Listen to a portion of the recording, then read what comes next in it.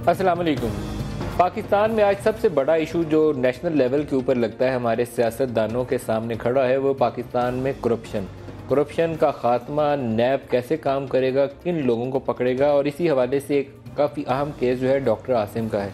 Doctor Asim के case में आज अदालत के सामने कुछ अजीबोगरीब डेवलपमेंट हुई।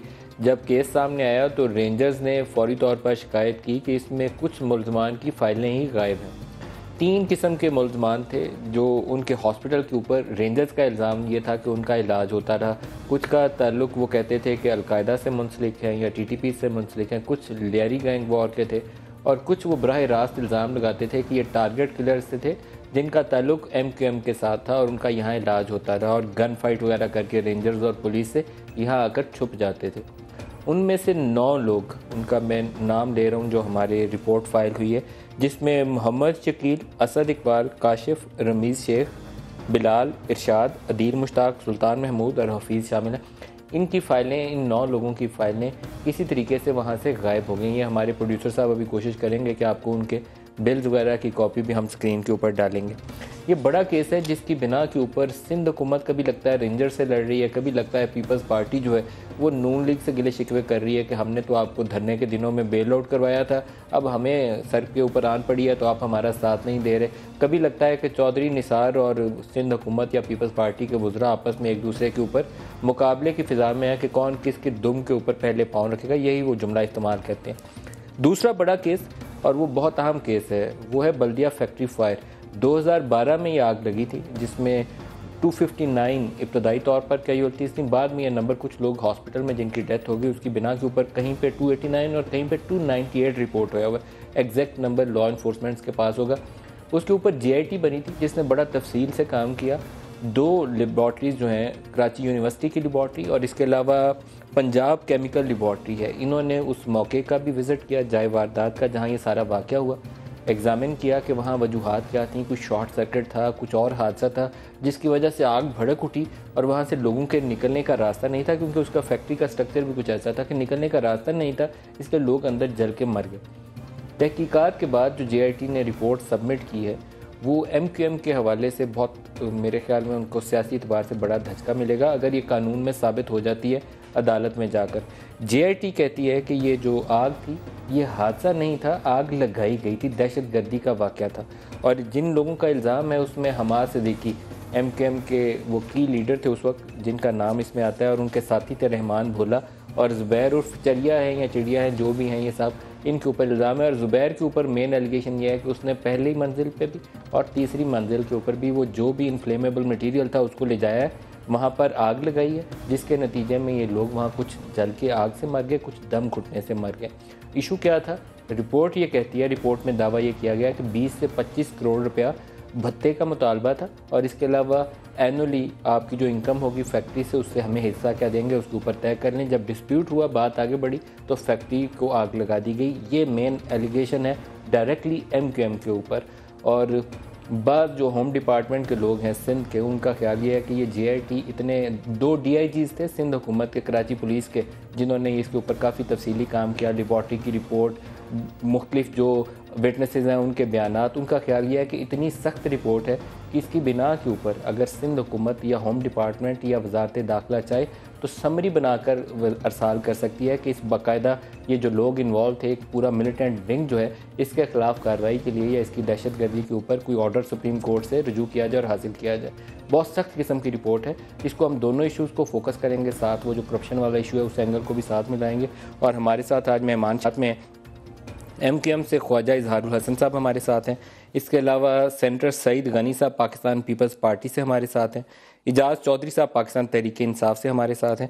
इसके अलावा हम प्रोग्राम में सियासी जमातों में कितनी जमहूरियत है तो डेमोक्रेटिक सेटअप, लेकिन हाईली अनडेमोक्रेटिक पॉलिटिकल पार्टीज़, ये रिपोर्ट कहती है पिल डैट की कि सियासी जमातें किस कदर गैर जमहूरी उनके अंदर एक रवैया मौजूद है। उसके ऊपर पिल डैट ने एक रिपोर्ट जारी की है जिसमें हाईएस्ट स्कोर, ये काफ़ी कंट्रोवर्शियल होगा, हाईएस्ट स्कोर जमात इस्लामी के पास है और जो सबसे कम स्कोर किया है, जो सबसे ज़्यादा अनडेमोक्रेटिक पार्टी है पाकिस्तान के अंदर, वो पाकिस्तान मुस्लिम लीग नवाज जो इस वक्त हुक्मरान पार्टी है, सब हुक्मरान पार्टी है, और सबसे ज़्यादा जिसके पास मैंडेट हासिल है वो सबसे ज़्यादा गैर जमहूरी पार्टी करार दी गई है। तो इसको भी हम प्रोग्राम में दरमियान में शामिल करेंगे। सबको वेलकम करता हूँ। ख्वाजा इजहार साहब, पहले बल्दिया फैक्ट्री फायर से स्टार्ट करते हैं। आपकी पार्टी के ऊपर और आपकी पार्टी से मुंसलिक लोगों, वाबस्ता लोगों, हमाद सिद्दीकी के ऊपर बहुत सख्त इल्ज़ाम है और JIT ने कुछ ऐसे पेराए में उसको बयान किया है कि आपको लगता है सियासी एतबार से बड़ा धचका पहुंचा है। बहुत शुक्रिया नदीम भाई। असल में मैं एक कानून का तालिब इल्म भी हूँ, तो मैं ये समझता हूँ कि यकीनन ये JITs ऑफिशियली आपके पास तो पहुँच गई है, लेकिन हमारे पास नहीं पहुँची है।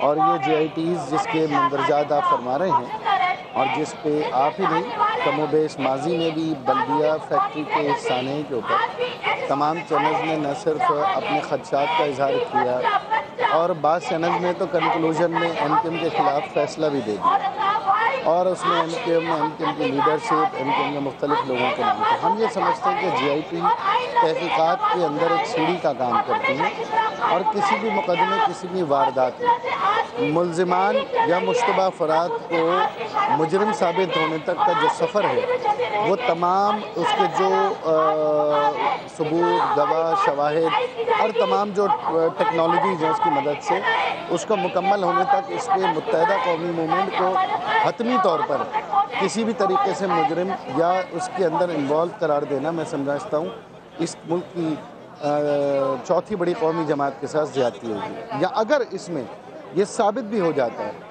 कि MKM के नाम लेवा कुछ लोग अगर कहीं ना कहीं मुलव्विस भी हैं, मैं इसमें 1% ये भी आपकी बात को मान लेता हूँ, तब भी मुत्तहदा कौमी मूवमेंट बहरिया से जमात जो लाखों लोगों की एक नुमाइंदा जमात है, जमहूरी जमात है, दोबारा मुंतखब हुई है, उसको बहसियत जमात टारगेट करना मैं समझता हूँ ये ज्यादती होगी। हम समझते हैं अदालत। ख्वाजा इजहार साहब, क्या ये मुमकिन है कि हम सियासी जमात जो है, आप मुंतखब लोग हैं, ख्वाजा इजहार साहब एक मुंतखब लीडर हैं MKM के, क्या हम इन मुंतखब लोगों को, फैसल सब्जवारी साहब जैसे लोग हैं, बैरिस्टर फ़रोग नसीम साहब जैसे लोग हैं, आप सब लोगों को, इस सियासी लोगों को हम अलहदा कर सकते हैं उन मिलिटेंट लोगों से जिनके ऊपर इल्ज़ाम आता है कभी टारगेट किलिंग का, कभी बल्दिया में फैक्ट्री लगाने का, क्या और डिस्टिंक्शन कर सकते हैं इसमें?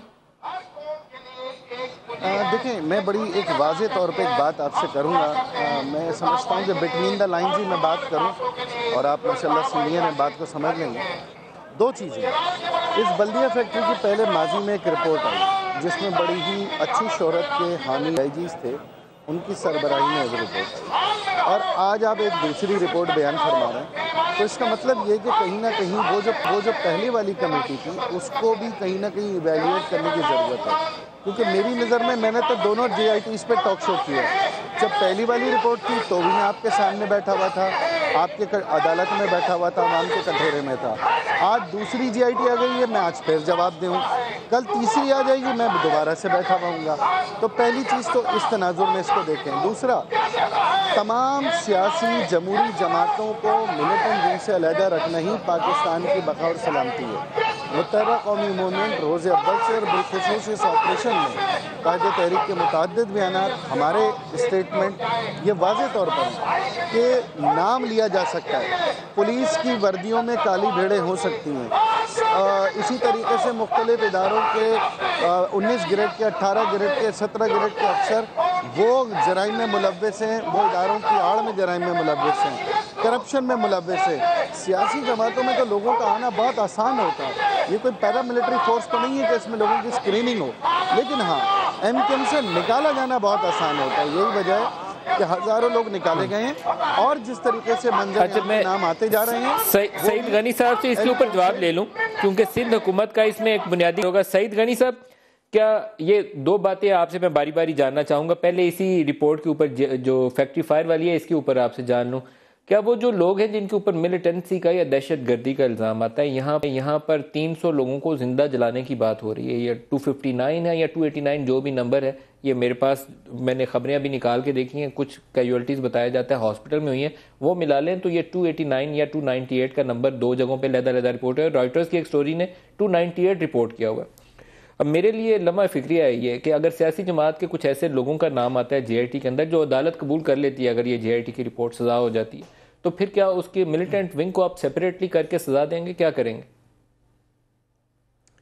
देखिए मलिक साहब, दहशत गर्दी के वाक़यात हमारे मुल्क में बहुत होते हैं, लेकिन अगर आप 2, 4, 3, 5 गिनने की कोशिश करोगे तो मैं समझता हूँ कि ये अगर इस तरह के वाक़यातन हुआ है तो ये दहशतगर्दी के उन 4-5 बड़े वाक़यात में से एक वाक़या है। तो इस पर तो कोई भी है, जिस तरह खुद ख्वाजा साहब कह रहे हैं कि MQM के लोग भी अगर हैं तो उनके खिलाफ भी कार्रवाई होनी चाहिए, लेकिन ये केस इतना मुश्किल नहीं है मैं समझता हूँ कि इसको सुलझाना।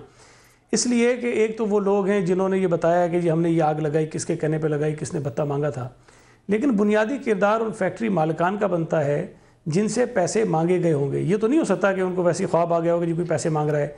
इतनी बड़ी रकम यकीनी तौर पर किसी ने मांगी होगी, किसी के लिए मांगी होगी, तो उनको सामने आकर ये वाज़ेह तौर पर बयान देना चाहिए। उनका स्टेटमेंट बहुत ज़्यादा अहम है इस सारे केस के अंदर। अगर ये साबित हो जाता है कि सईद गनी साहब, उनका बयान रिसेंटली यूएई में रिकॉर्ड हुआ है ना फैक्ट्री मालिकान का, ये जो सुप्रीम कोर्ट के ऑर्डर के बाद, ये कोर्ट का ऑर्डर था ना जिसके बाद ये सारी दोबारा JIT बनी और दोबारा तफ्तीश हुई। जी, मैं ये कह रहा हूँ कि अगर उनका स्टेटमेंट भी अपनी जगह आ जाता है पर उसके बाद लोग मान जाते हैं तो फिर तो ये केस बिल्कुल रिजॉल्व हो जाता है, फिर इसके अंदर कोई इतनी मुश्किल नहीं है। फिर वो लोग जो पकड़े गए हैं JIT का हिस्सा होनी चाहिए। मेरे पास पूरी वो पब्लिश रिपोर्ट नहीं है जो सुप्रीम कोर्ट में सबमिट की गई, मैंने अपने रिपोर्टर से जो चीजें हासिल की हैं मैं अभी सिर्फ वो आपको बता रहा हूँ। मेरे ख्याल में उनके मालिकान की रिपोर्ट बुनियादी हैसियत रखता है इसमें। जी बिल्कुल, मैं कह रहा हूँ अगर तो एक तरफ मालिकान है जो ये कहें कि हमसे मांगा गया था, किसने मांगा था, दूसरी तरफ वो लोग हैं जो कहते हैं कि हमने मांगा था और हमने फिर उसको आग लगा दी अगर पैसे नहीं दिए थे, तो फिर जो लोग जिन्होंने आग लगाई वो बता सकते हैं कि उन्होंने किसके कहने पर और किसकी ईमा पर किया है। तो ये केस इतना मुश्किल नहीं होगा अगर MQM के कुछ लोग इसके अंदर शामिल हैं। और ख्वाजा साहब अगर ये सईद गनी साहब, अगर वो उस वक्त नाम तो सामने जो मेरे पास आ रहा है वो यही आ रहा है कि वो हमाद सिद्दीकी साहब हैं, उनके कहने के ऊपर सारा कुछ किया और वो UAE में मौजूद हैं, फैक्ट्री मालिकान भी UAE में मौजूद हैं। मालूम नहीं हमारे प्रोड्यूसर साहब उनसे रब्ता कर सकते हैं फैक्ट्री मालिकान से या नहीं तो उनको हम फोन लाइन पे लेते। अगर ये इस्टेब्लिश हो जाता है कि उस वक्त हमाद सिद्दीकी पे हुआ जो एक MQM के उस वक्त ओहदेदार थे, तो फिर क्या रवैया होगा? होम डिपार्टमेंट सिंध इसके ऊपर क्या पोजीशन लेगा? नहीं, ये तो नाकाबिले माफ़ी है। मेरा ख्याल है कि अगर हम इस पर भी कोई मसलियत का शिकार हो जाए तो फिर इससे ज़्यादा तो बेज़मीरी की बात हो नहीं सकती है। ये तो 300 के करीब लोग इस तरह बेगुनाह मजदूर बेचारे अगर जला दिए जाएँ और उस पर भी अगर हुकूमत कोई ना करे तो ये मैं कम अज़ कम नहीं समझता कि हुकूमत के अंदर इतनी ताकत और जुर्रत अखलाकी तौर पर हो सकती है कि वो इस केस को दबाने की कोई कोशिश करे। इतने शहादतें मौजूद हैं, अगर बयानात मौजूद हैं तो फिर सवाए हमारे पास इसके अलावा कोई चॉइस नहीं है कि हम इस पर कार्रवाई करें और सख्त कार्रवाई करें। आप इसके ऊपर कुछ जवाब देना चाहेंगे ख्वाजा इजहार साहब, क्योंकि इसमें चॉइसेस है नहीं है वाकईतन किसी के पास? देखिए, बात तो इसमें कोई दो राय नहीं है जो सईद भाई कह रहे हैं। वैसे तो बर्बरियत का ये इतना भयानक वाक़या है कि इसमें जो भी हो, मैं तो ये नहीं कहूँगा कि फ़लाना शख्स, मैं कहूँगा किसी भी नाम का कोई भी शख्स इसमें मुलव्वस हो उसको तो यकीनन उसके इबरतनाक उसको जो है ना वो सज़ा होनी चाहिए। लेकिन एक पहलू नज़रअंदाज ना करें। आपने फरमाया कोर्ट के ऑर्डर पे नई JIT बनी है। मैं फिर आपको दोबारा ये एम्फेसाइज कर रहा हूँ, वो जो पिछली टीम थी जो गवर्नमेंट सिंध के बराह रास्त मातहत थी, जो कायम अली शाह साहब ने माजी के दर्जनों कमीशनों की तरह कमीशन बनाया था, उसकी रिपोर्ट में और मौजूदा JIT में तज़ाद क्यों है? अगर कोई सच्चाई है तो सामने आने में रुकावट कहाँ थी, और अगर कोई सच्चाई नहीं आई है तो फिर इन दोनों रिपोर्ट का मवाजना करने में मैं कंफ्यूज हूँ। लेकिन मैं एक बात पे यकीन रखता हूँ कि इस बर्बरियत के वाक़े के पीछे कोई भी नाम जुड़ा हो, हमारे तहकीकाती इदारों को तमाम सबूत शवाहिद के साथ पब्लिक भी करना चाहिए और उन्हें इबरतनाक सज़ा से दो चार करने में अपनी कोई कसर नहीं। अच्छा, ये बड़ी मुनासिब बात है। सईद गनी साहब से एक दफ़ा जवाब ले लें, फिर लाहौर इजाज़ चौधरी साहब के पास भी चलेंगे। सईद गनी साहब, क्या ये मुनासिब होगा कि जो JIT की रिपोर्ट है आप उसे पब्लिक कर दें? सिंध हुकूमत उसे पब्लिक कर सकती है? मलिक साहब, मैं तो क्योंकि इसमें इख्तियार नहीं रखता हूँ, लेकिन मेरा ख्याल है कि अगर इस किस्म का संगीन एक भयानक वाक़या हुआ है और उसमें मौजूद हैं, केस साबित होता है तो उसका आवाम के सामने बिल्कुल आना चाहिए, चाहे वो कोई भी शख्स हो। उसको मैं समझता हूँ इस लायक नहीं है कि उसके ऊपर पर्दा डाला जाए। दूसरा हिस्से का भी जवाब दे दें कि जो 9 लोग आज वो कहते हैं कि MQM से मुंसलिक थे, ये उनके मैं नाम और वो बिल की कॉपीज़ भी दिखा रहा हूँ। डॉक्टर आसिम हुसैन केस में शकील, असद, काशिफ, रमीज़, बिलाल, रशाद, अदील, सुल्तान, हफीज़, ये मिसिंग हैं। बाकी लियारी वाले भी हैं और वो अलकायदा वाले या कुछ TTP वाले वो भी हैं। ये क्यों मिसिंग है? इनकी फाइल्स कहाँ गई? देखिए, मुझे आज की अपडेट्स का तो नहीं पता, लेकिन मेरा ख्याल है कि डॉक्टर आसिम के केस में बहुत सारी चीज़ें गलत पेश करने की कोशिश की गई है और काफ़ी डॉक्यूमेंट्स हैं वो टेम्पर्ड भी हैं।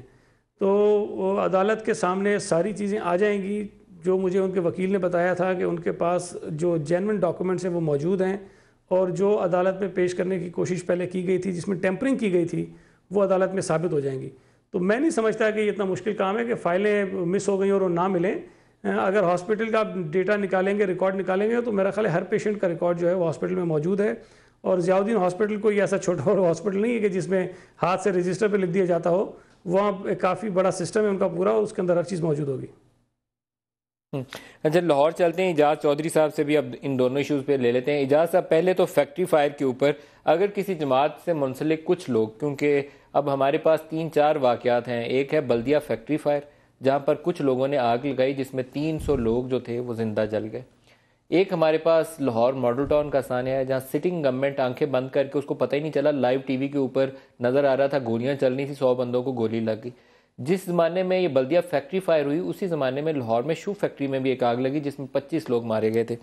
इन वाक़यात में अगर किसी सियासी शख्सियत का या ग्रुप का या किसी सियासी जमात से मुंसलिक लोगों का ताल्लुक सामने आता है तो क्या किया जाए? ये बाकायदा मिलिटेंसी जो है पाकिस्तानी लॉ किसी सियासी जमात को उसकी इजाज़त नहीं देता। जी शुक्रिया मलिक साहब, आपने ख़ुद ही वाज़े कर दिया है कि कोई सियासी जमात पाकिस्तान के आइन के तहत कोई मिलिटेंट विंग नहीं रख सकती। वो हर अमल की ख़ुद ज़िम्मेदार होती है, और उसका कोई ओहदेदार हो तो बदरजा उतम उसकी ज़िम्मेदार होती है।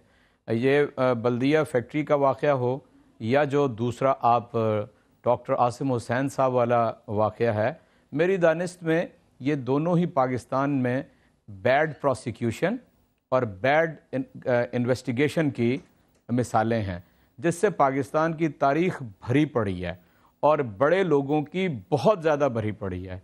मिसाल के तौर पे लियाकत अली ख़ान साहब से लेकर और बेनज़ीर साहिबा तक, और डॉक्टर नज़ीर से लेकर ख्वाजा रफ़ीक साहब तक, आपको कभी किसी कत्ल की, किसी सानहे की कभी भी कोई मुकम्मल तफ्तीश और तहकीक जो है वो नहीं मिली है। अगर कहीं ठीक इन्वेस्टिगेशन हो भी गई होगी तो कभी ऐसा नहीं हुआ कि कोई कैफरे किरदार तक पहुंचा हो। आपको दुख या अफसोस नहीं होता कि जिनके वालिद, वालदा या उनकी अहलिया या बच्चों की माँ या किसी का बाप मारा गया और उसकी हुकूमत बाद में आ जाए और हुकूमत में 5 साल तो मज़े करे और कहे कि मेरी माँ को या मेरे बाप को इन जालिमों ने मार दिया था, लेकिन उसकी तहकीक के लिए एक कदम आगे ना बढ़ाए? देखिए, असल में मेरा ख्याल है कि वो बेचारे लवाहिकीन जो होते हैं ना मलिक साहब, उन बेचारों का इतना कसूर नहीं होता। हमारी सोसाइटी का, मुझसे आप ज़्यादा समझते हैं, यहाँ सरीहन कातिल जो है वो मौसर अगर तबके से ताल्लुक़ रखता हो, वो माफिया भी हो जाती हैं, वो घर भी छोड़ के चले जाते हैं, मुल्क भी छोड़ के चले जाते हैं। ये आपके सामने सारी मिसालें हैं।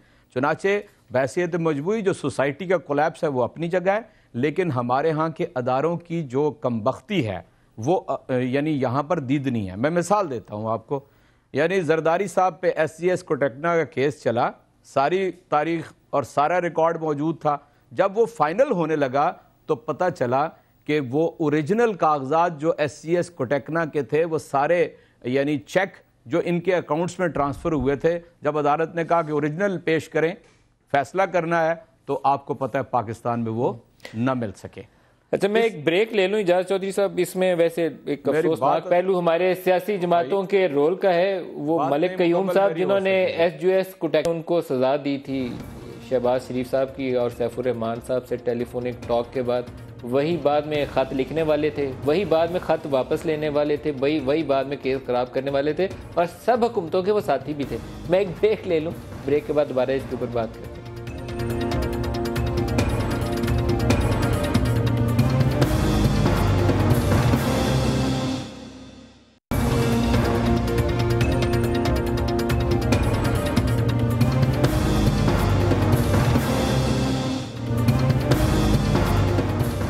प्रोग्राम में दोबारा खुशामदीद कहते हैं।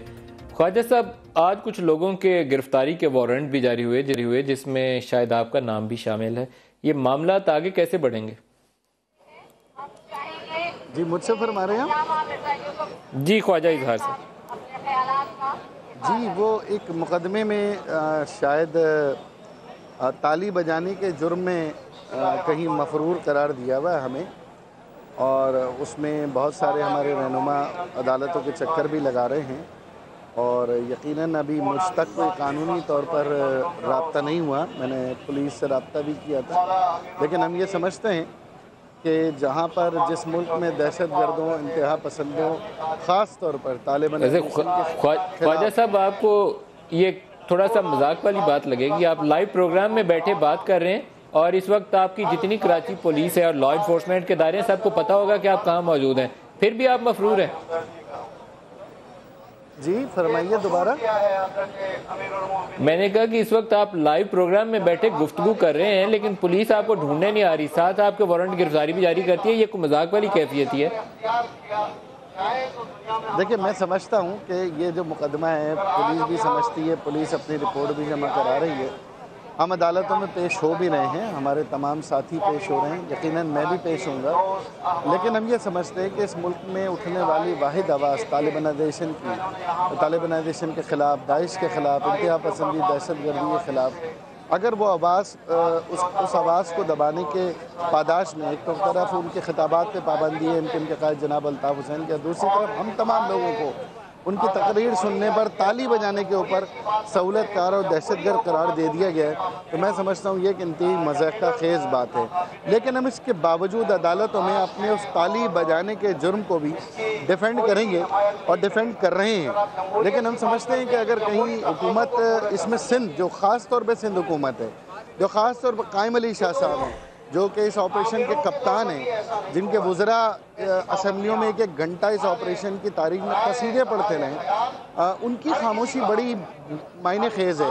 हमें समझ से बाहर है कि उनको ऐसा कुछ नज़र नहीं आ रहा, लेकिन जब कभी भी वो जो करप्शन के लिए जो इस मुल्क की दौलतों को लांचों के ज़रिए ले जाते हुए पकड़े गए, जिन्होंने अरबों रुपए की ज़मीनें बेची हैं, जिन्होंने महकमों में करप्शन के अंबार लगा दिए, जब उनकी तरफ आवाज़ बढ़ने लगती है, ख्वाजा इजहार साहब, ये कहीं साबित हुआ ये लॉन्चों से पैसा ले जाने वाला जो केस था, शर्जील मेमन का नाम बार बार आता है, मैंने अभी तक इसका सबूत नहीं देखा, कहीं साबित हुआ ये कि लॉन्चों से पैसा लेके गए थे? सर देखें, हमें तो जाहिर है जिस तरह से आप मीडिया रिपोर्ट जारी करते हैं, GIT रिपोर्ट जारी करते हैं और हमें बैठकर उस GIT के ऊपर अपने कमेंट करने पड़ते हैं, इसी तरीके से आप ही के चैनल्स के ऊपर वो तमाम रिपोर्ट्स चलती हैं। लेकिन सिंध असेंबली के अंदर होने वाली जो करप्शन है उसे पर्सनली मुत्तहदा कौमी मूवमेंट ने खुद बेनकाब किया है, चाहे वो पानी के ऊपर होने वाली अरबों रुपए की करप्शन हो, चाहे वो RO प्लांट्स के ऊपर होने वाली अरबों करप्शन हो, चाहे वो और दीगर महकमों के अंदर डेवलपमेंट के ऊपर होने वाली अरबों रुपए की करप्शन, उसके लिए हमने कोई GIT नहीं देखी, लेकिन हमने असेंबली में सईद गनी साहब से इस पे जवाब देते हैं। सईद गनी साहब, आपको अपने वुज़रा के हवाले से तो एटलीस्ट जवाब देना चाहिए कि वो लंदन में है शर्जील मेमन साहब, ECL में उनका नाम है, वो भी नहीं आ सकेंगे, कुछ और वुज़रा के ऊपर केस हैं वो भी नहीं आगे पीछे हो पाएंगे, या उनकी तफ्तीश के नतीजे में हो सकता है आने वाले दिनों में आपको हजीमत का सामना करना पड़े, ये कैफियत क्या है इस वक्त सिंध हुकूमत की? देखिए, पहली बात तो ये है कि इस पर कोई दूसरी राय नहीं है कि अगर किसी ने करप्शन की है और उसके ऊपर इल्ज़ाम साबित होते हैं तो उनके खिलाफ कार्रवाई बिल्कुल होनी चाहिए, चाहे वो पीपल्स पार्टी का आदमी हो, चाहे वो MQM का हो, चाहे नून लीग का हो, चाहे किसी और पार्टी का हो, या किसी और शोबे से ताल्लुक़ रखने वाला फ़र्द हो। लेकिन देखें, MQM जो है वो माशाल्लाह बड़ी मुनज़्ज़म किस्म की जमात है, ये सब मानते हैं, हम भी मानते हैं, बावजूद मुखालफिन के कि MQM के पास अगर ऐसी चीज़ें मौजूद हैं तो मैं समझता हूँ बेहतर फोरम ये है कि वो सारी शहादतें लेकर नैब के पास चले जाएं, या कोई और इदारा, जो अदालतें माशाल्लाह पीपल्स पार्टी से कितनी मोहब्बत करती हैं, वो भी किसी से टका छुपा नहीं है, वहाँ चले जाएं और जिन जिन लोगों के ख़िलाफ़ इनके पास शहादतें हैं उनको सज़ा दिलवाने की कोशिश करें और अपना जो फरीज़ा है उसको पूरा करें। और ख्वाजा इजहार हसन साहब असेंबली में तो बहुत ज़्यादा बातें करते रहते हैं, तकरीर माशाल्लाह बड़ी तफसील से करते हैं, लेकिन अगर उनके पास जिन जिन लोगों के हवाले दे रहे हैं वो चीज़ें लेकर चले जाएं इदारों के पास और उनको सज़ा दिलाने की कोशिश करें। अगर इनके पास शहादतें हैं और ये नहीं कर रहे हैं तो मैं समझता हूँ कि ये अपनी ज़िम्मेदारी जो है वो पूरी तरह से नहीं निभा रहे हैं। बाकी इदारे हैं हमारे ख़िलाफ़ जिस तरीके से काम करते हैं वो किसी से ढकी छुपी बात नहीं है, नैब भी कर रहा है, FIA भी कर रहा है। आप नैब की कार्रवाइयों को वेलकम करते हैं या आप भी चाहते हैं प्राइम मिनिस्टर नवाज शरीफ की तरह, आपकी तो पहले से तशवीश बरकरार थी कि मिल के उसकी थोड़ी सी टांग मरोड़ी जाए, काम रोक दिया जाए, इसका तरमीम की जाए नैब लॉ में, आप कहाँ खड़े हैं सही साहब? देखें, हमारा जो एक मौक़िफ़ था उस पर इमरान खान साहब ने भी वही बात कही जो चीफ मिनिस्टर सिंध कह रहे थे आज से 6-7 महीने पहले, वही बात मियाँ नवाज शरीफ साहब ने कही है 2 चंद दिन पहले। हम जो बात कह रहे थे वो बात अपनी जगह आज भी हम उस पर कायम हैं कि नैब एक इदारा है, बिल्कुल एहतसाब करें, लेकिन एहतसाब की आड़ में लोगों की पगड़ियाँ ना उछालें, एहतसाब की आड़ में लोगों से सियासी इंतकाम ना लें, एहतसाब की आड़ में लोगों की इज्जतें ना ख़राब करें। मैं ये कहना चाहता हूँ कि जो आपके पास सबूत और शहादतें मौजूद हैं उस पर साबित कीजिए, फिर उसके खिलाफ कार्रवाई कीजिए। यहाँ हो ये रहा है कि मीर मुनव्वर टालपुर के खिलाफ एक दरखास्त चली गई मीर मुनव्वर टालपुर के खिलाफ, एक शख्स ने, जिसके खिलाफ खुद FIR कटी हुई हैं, और उस दरखास्त की बुनियाद पर पूरी मीडिया ट्रायल उनका शुरू कर दिया गया। भाई पहले आप जरा तहकीक कर लो कि जिसने कंप्लेंट भेजी है वो कौन है, उसमें कितना वजन है, मुनव्वर तालपुर का नाम भी इस वक्त, उसके बाद आप आगे बढ़ें। मुनव्वर तालपुर का नाम भी इस वक्त TCL में शामिल है। पता नहीं उसका निकलेगा क्या नतीजा, हमें तो यकीन है कुछ नहीं निकलेगा। तो इस पर हमें एतराज है, और मैं समझता हूं कि तालपुर का नाम इस वक्त TCL में शामिल है। सईद गनी साहब, मुनव्वर तालपुर का नाम भी इस वक्त TCL में शामिल है।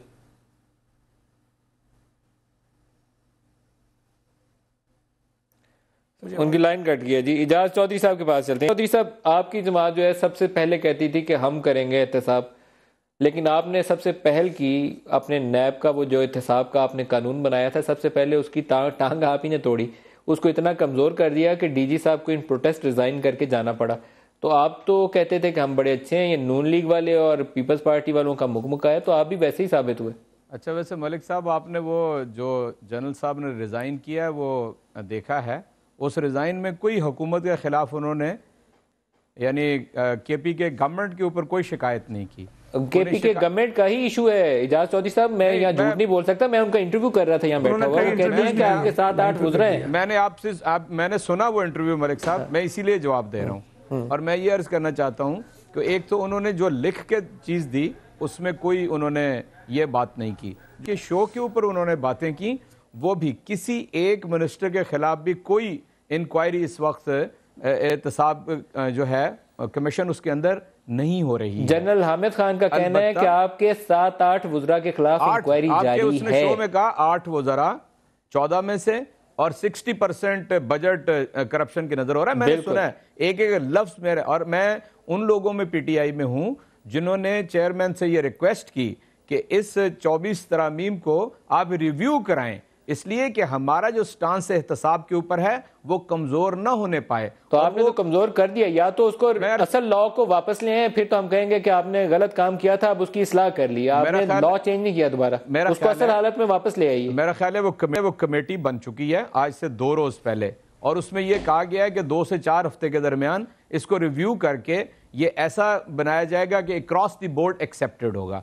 एक बात तो यह है। दूसरा, हम PMLN और पीपल्स पार्टी वाली बात नहीं कर रहे, हम मुख्तलिफ बात कर रहे हैं। हम ये कहते हैं कि आज से 10 साल पहले जो चार्टर ऑफ डेमोक्रेसी साइन हुआ था इन दोनों बड़ी जमातों के दरमियान, उसमें लिखा था कि वफाकी सतह के ऊपर एक मुकम्मल बाइख्तियार एहतसाब कमीशन होगा। 5 साल पीपल्स पार्टी के गुजर गए, 3 अब नून लीग के गुजर गए हैं। हमारा भी बिल टेबल के ऊपर मौजूद है, लेकिन एहतसाब कमीशन नहीं बन सका। उसके बाद ये होना था मलिक साहब कि वफाक की जिम्मेदारियां तय होनी थी और सूबों में क्या होना चाहिए वो तय होना था। असल में वो सब लोग उसको मिस करते हैं, वो वाली बात नहीं करते, इसलिए इधर उधर ये सारा कुछ हो रहा है। ये जो जनरल साहब की आप बात करते हैं ना KPK में, उन्हें एक एतराज ये भी था कि जो नैब है जिसको मैं पकड़ना चाहता हूं वो उसके साथ प्ली बार्गेन कर लेती है और मैं उसे गिरफ्त में नहीं ला सकता।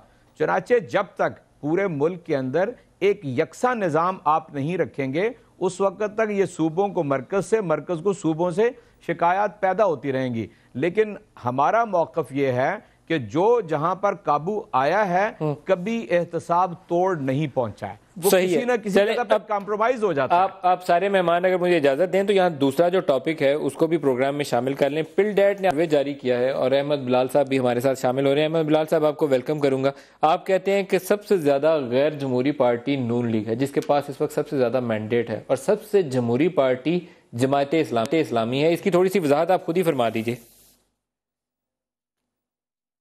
देखिए, ये कोई पब्लिक ओपिनियन पोल नहीं है, ये तो हमारा अपना तज्जिया है। हमने डाटा इकट्ठा किया है, सियासी जमातों से भी उनसे गुफ्तगू भी की है और एक स्टेटी ने बैठ के इसको बड़ी अर्करेजी के साथ इसकी एनालिसिस की है। पिछले साल भी किया था और पिछले साल के नताइज से इस साल के नताइज को बहुत ज़्यादा मुख्तलिफ नहीं है। पाकिस्तान मुस्लिम लीग नवाज़ बदस्तूर मकबूल तरीन पार्टी होने के बावजूद सबसे कम जमहूरी पार्टी है। पिछले साल पीपल्स पार्टी दूसरे नंबर पे थी, पीपल्स पार्टी ने थोड़ा सा बेहतर किया। नून लीग क्यों सबसे कम जमहूरी है, इसकी थोड़ी सी वजाहत कर दें, क्यों सबसे कम जमहूरी है?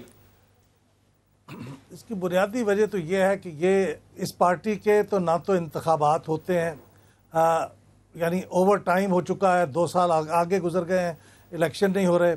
इसके बाद इस पार्टी की जो ऑर्गन्स हैं उसके इजलास नहीं होते, यानी सेंट्रल एग्जीक्यूटिव कमेटी का इजलास हर 3 महीने बाद होना चाहिए, वो साल गुजर गया उसका इजलास ही नहीं हुआ। नेशनल काउंसिल का इजलास साल में एक बार होना चाहिए, वो मेरे ख्याल कई साल गुजर गए हैं, उसका इजलास ही नहीं होता। इसमें अहमद बिलाल साहब, इसी में आपने एक जगह स्कोरिंग की हुई है खानदानी सियासत की, डायनेस्टी पॉलिटिक्स, उसमें आपने इनको कोई 20, 25 या 23 कितना नंबर मैं देख रहा हूँ, वो इतना आपने PMLN को भी दिया हुआ, बाकी जमातों की भी स्कोरिंग की हुई है, लेकिन आपने इनको वो 20, 23 भी कैसे दे दिया? यहाँ तो पूरा फैमिली डोमिनेंस है, फैमिली से हटके तो बंदा प्राइम मिनिस्टर से मिल भी नहीं सकता। जी ये दुरुस्त है। ये अब ये स्कोरिंग हमारे जो 40-50 लोग थे जिन्होंने इसको बैठ के स्कोरिंग की थी, उन सब की एवरेज है, तो जाहिर है कुछ लोगों ने समझा होगा कि शायद इतनी डायनेस्टी की डोमिनेंस नहीं है, लेकिन बहुत कमज़ोर है सूरत हाल, और ये सूरत हाल पहले से वर्स होती जा रही है, क्योंकि पिछले साल के मुकाबले में इस साल ख़ानदानी गलबा जो है वो ज़्यादा नज़र आ रहा है, और लगता है कि ख़ानदान के कुछ लोगों को प्रमोट किया जा रहा है इस इलेक्शन, इस पार्टी की लीडरशिप के लिए।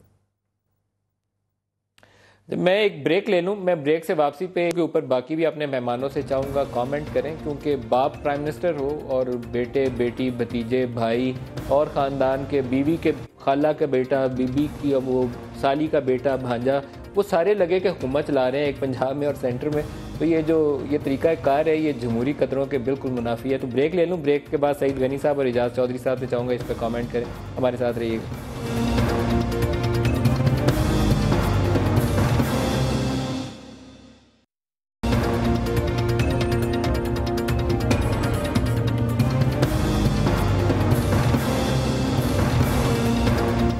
Welcome back. सईद गनी साहब, सियासी जमातें गैर जमहूरी रवैये, आप इसके ऊपर क्या कहते हैं? देखिए, जो आइडियली जिस तरह से होना चाहिए वो तो हमारे मुल्क में शायद किसी भी सियासी जमात में नहीं होगा, लेकिन मैं जमहूरियत सिर्फ इसको नहीं समझता हूँ कि आप इलेक्शंस कराएं और लोगों को मुंतखब करवाएं। जमहूरियत ये भी होती है कि आपको अपनी जमात में इज़हार राय की कितनी आज़ादी है, आप कितनी आज़ादी से अपनी बात कर सकते हैं, आप कितना अपनी पार्टी के वो भी स्कोर है इसके अंदर, वो भी इसके अंदर एक हिस्सा है इस रिपोर्ट के अंदर। मेरा ख्याल है कि उस मामले में हम शायद बहुतों से बहुत आगे होंगे। मुझे नहीं पता स्कोर उन्होंने क्या दिया है, लेकिन मैं समझता हूँ कि पीपल्स पार्टी में जितनी आज़ादी अपनी राय का इजहार करने की है शायद बहुत कम जमातों में होगा। अच्छा, इसमें मेरे ख्याल में मैं बाकियों से भी पूछता हूँ, क्योंकि इसमें नून लीग को 42 पॉइंट्स दिए हैं इन्होंने, 45 शायद या समथिंग 36 मैं भूल गया हूँ नंबर, PTI को मिले हैं, लेकिन तीनों जमातों के जो लीडरान के रवैये हैं वो मैं वजाहत के साथ यहाँ बयान कर सकता हूँ कि जावेद हाशमी अगर कंटेनर में खड़े होकर इमरान खान से इख्तलाफ करते हैं कि आपको पार्लिमान की तरफ आगे नहीं जाना, तो उसके ऊपर वो पार्टी की सदारत से छुट्टी होकर घर रुखसत हो जाते हैं। बाकी तफसीलात में मैं नहीं जाऊँगा किसने क्या कहा था। नवाज शरीफ साहब से अगर इख्तलाफ करना हो तो चौधरी निसार जैसी मजबूत शख्सियत हो तो वो रख सकते हैं, अगर कोई कमज़ोर MNA करे तो प्राइम मिनिस्टर हाउस का दरवाज़ा उसके लिए आइंदा बंद मिलेगा, और यही हाल पाकिस्तान पीपल्स पार्टी के अंदर है। आप एजाज चौधरी साहब इसको कैसे डिफेंड करेंगे?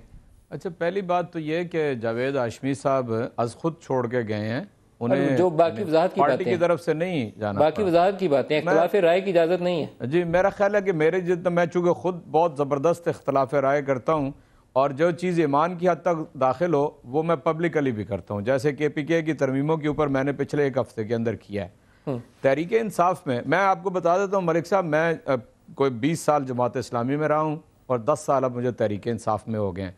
मुझे इस बात का बखूबी अंदाज़ा है कि जमहूरियत क्या होती है और पार्टियों के अंदर किस तरह चला जाता है, और अहमद बिलाल महबूब साहब ने उसे 1 नंबर क्यों दिया और तहरीक इंसाफ को 2-3 नंबर क्यों, तीसरा नंबर क्यों दिया है। लेकिन मैं आपको पूरी ज़िम्मेदारी से ये बात कहता हूँ कि तहरीक इंसाफ वाहिद पाकिस्तान की पार्टी होगी जो अंदर ये पूरी कोशिश कर रही है कि उसके अंदर इंतखाबात हों, उसके अंदर हर आदमी की राय को अहमियत हासिल हो, वो किसी भी इकनॉमिक प्रोफाइल से ताल्लुक़ रखता हो, सोशल बैकग्राउंड से ताल्लुक़ रखता हो। एक इंतखाब हमने कराया भी है, आप कहेंगे वजीउद्दीन साहब ने यह कह दिया, वो भी ठीक है, हम एक दोबारा इंतखाब भी करा रहे हैं। सारी गलतियों को ख़त्म करने की पूरी कोशिश कर रहे हैं। इंतखाब कराना कोई पार्टियों के अंदर आसान नहीं है। अच्छा, अहमद बिलाल साहब से पूछ लें, एक राय और ले लें। अहमद बिलाल साहब, आपने सबसे ज्यादा स्कोर, हाईएस्ट स्कोर दिया है जमात इस्लामी को। तो अभी प्रोग्राम के दरमियान में मुझे ताहिर अब्दुल्ला उन्होंने मैसेज किया, उन्होंने कहा कैसे सबसे ज्यादा जमहूरियत उसे करार दे दिया है, जहां खवातीन उनकी अमीर मुंतखब हो सकती हैं, शूरा का हिस्सा हो सकती हैं, तो ये किस बिना के ऊपर से सबसे ज्यादा जमहूरी करार दे रहे हैं? ताहिर अब्दुल्ला साहबा के लिए खुशखबरी ये है कि इस साल हमने ये नोट किया कि जमात इस्लामी में एक आइनी तरमीम हुई है, उसके तहत अब ख़वातीन पहली दफ़ा उसकी शूरा की मेंबर होंगी, यानी 10 सीटें उनके लिए मुख्तस की गई हैं। तो ये बड़ी मेरे ख्याल ताहिर अब्दुल्ला क्वालिफाई करती हैं इस पोस्ट के लिए? पार्टी के लिए जी बिल्कुल, अगर वो रुकन हो जाए तो वो शूरा की रुकन भी हो सकती हैं। तो मेरे ख्याल में ये बड़ा अच्छा ग्रेजुएशन है। तो कल को वो अमीर भी शायद हो जाए, तो अभी फ़िलहाल तो ये सफ़र जारी है। तो एक तो ये बात थी, लेकिन मैं अर्ज़ करता हूँ कि जमात इस्लामी में चूँकि बाकायदगी से इलेक्शन होते हैं और उसके अंदर किसी एक ख़ानदान की इजारादारी नहीं है, एक दूसरे का रिश्तेदार अमीर नहीं मुंतखब होता, तो ये मैं समझता हूँ कि बड़ी अहम बातें उसके शूरा के और उसकी आमला के इजलास। एक आपने एक और अच्छा पॉइंट उठाया है इसमें अहमद बिलाल साहब, वो आपने फंडिंग के हवाले से उठाया, सोर्सेज ऑफ फंडिंग। कितना ट्रांसपेरेंट है हमारी सियासी जमातें? क्या हमें पता है इलेक्शन में कौन कहाँ से पैसा लेता है और कहाँ लगाता है? अनऑफिशियली तो हमें पता होता है कोई कारोबारी शख्सियत फाइनेंस कर रही है, या टिकट देने के लिए कितने पैसे एक एमएनए से लिए हैं, लेकिन क्या पार्टी के अकाउंट से जाहिर होता है कुछ? जी बिल्कुल नहीं होता। इसलिए अगर आप देखेंगे तो ये जो 12 इसके क्राइटेरिया हैं, इसमें सबसे कम मार्क्स जो हैं वो इस फंडिंग के हवाले से हैं, 26%। उसकी वजह सिर्फ यही है। नून लीग की पोजीशन इसमें कितनी आती है फंडिंग के एतबार से? नून लीग की पोजीशन भी कमज़ोर है और किसी की भी पोजीशन बहुत अच्छी नहीं है। जमात इस्लामी की थोड़ी सी बेहतर है, वो भी अच्छी नहीं है, क्योंकि इन्होंने जो तफसीलात दी थी हैं इलेक्शन कमीशन को, वो इंतहाई वेग होती हैं। मिसाल के तौर से ये कोई भी नहीं बताता कि उनको ये पैसे जो सोर्सेज हैं, सोर्सेज ऑफ फंडिंग क्या हैं, किसने पैसे कितने दिए हैं। ये हालांकि लिखा होता है, एक परफॉर्मा है उसके अंदर लिखा होता है details of funding, details of contributors, लेकिन वो कोई डिटेल नहीं देता और इलेक्शन कमीशन भी उनसे नहीं पूछता, क्योंकि उसके पास इख्तियार नहीं है। इख्तियार हो भी तो उनके पास वो कैपेसिटी नहीं है। लिहाजा फंडिंग का मामला जो है वो सबसे ज़्यादा मेरे ख्याल में। अच्छा, लास्ट 10 सेकंड है, क्विकली अगर आप कोई तजवीज़ दें, क्योंकि ये काफ़ी क्रूशल एरिया है, क्या ये मुनासिब नहीं होगा कि सियासी जमातें किसी रिप्यूटेड ऑडिट फर्म से या फर्गूसन या कोई और इंटरनेशनल रिप्यूट की फर्म से ऑडिटेड अकाउंट्स पब्लिक किया करें? नहीं, ये करती है। देखिए ना, ऑडिटेड अकाउंट्स ही इलेक्शन कमीशन हर साल छापता है, लेकिन जो इस्लाह की बात है वो ये है कि तमाम कंट्रीब्यूटर्स के नाम इनको इलेक्शन कमीशन को देने चाहिए। इंडिया में 20,000 रुपए से ज़ायद देने वाले हर आदमी का नाम और एड्रेस पार्टियों को इलेक्शन कमीशन को जमा कराना होता है। तो ये डिस्क्लोज करना चाहिए किसने कितने पैसे दिए पार्टियों को। जब तक ये नहीं होगा उस वक्त तक ये बात जो है छुपी रहेगी। अहमद बिलाल, महबूब साहब, इजाज चौधरी साहब, सईद गनी साहब और ख्वाजा इजहार साहब, सबका शुक्रिया हमारे साथ के लिए। इतना ही इजाज़त दीजिए। खुदा हाफिज़।